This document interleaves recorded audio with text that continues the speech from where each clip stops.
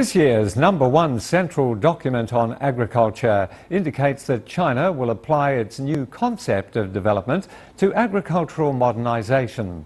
And it's not just aimed at increasing the quality and the potency of agricultural products, but also to meet the needs of China's modern agricultural market.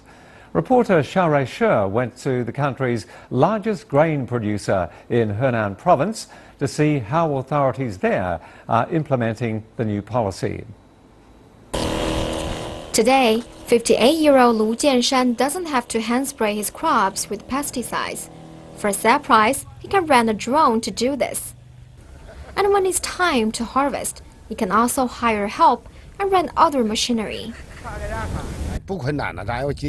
If I do it alone, it will take a month to harvest all the wheat. But the harvester can finish it in 3 hours. That's more efficient.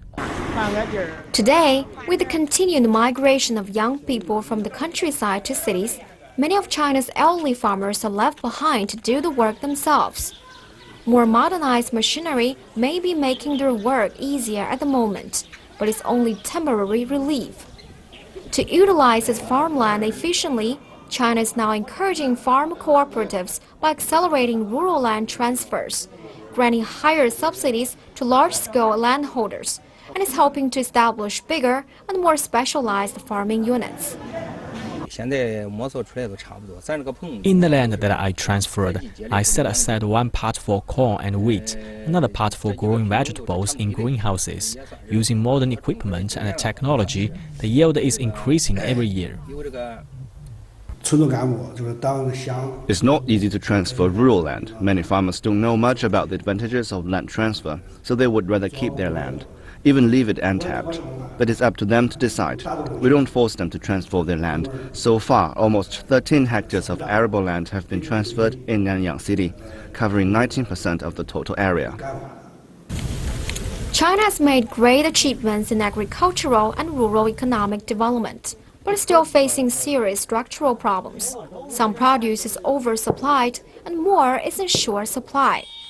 So President Xi Jinping reiterated the importance of enhancing structural reform of the supply side in the #1 central document on agriculture this year. It aims to comprehensively increase the quality of the supply of major agricultural products through high-quality farming. Key will be how well it can foster rural land transfers, provide better training for farmers, increase technological input, and develop larger-scale operations. It's a long time since China had anything related to a food shortage. However, its agricultural products still can't satisfy today's demand, and the amount and quality of arable land is declining. So the structural reforms is of great urgency to reverse these trends. Xiaorui Shi, CCTV, Henan Province.